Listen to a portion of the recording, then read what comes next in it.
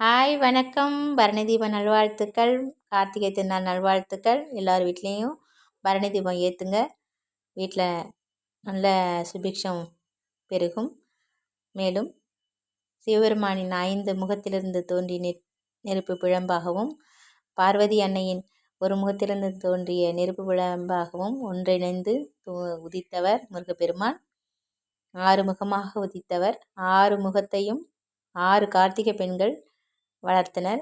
அவர்களை வானத்தில் நட்சத்திரங்களாக ஜொலிப்பதற்கு முருகன் அருளாசி வழங்கினார். அவர்களை நாம் வணங்கும்போது முருகனின் அருள் மிகவும் நமக்கு கிடைக்கும். பொதுவாகவே ஒரு முருக பக்தரான ஆணாக இருந்தாலும் பெண்ணாக இருந்தாலும் முதலில் உதவுவது பெண்களுக்கு தான்.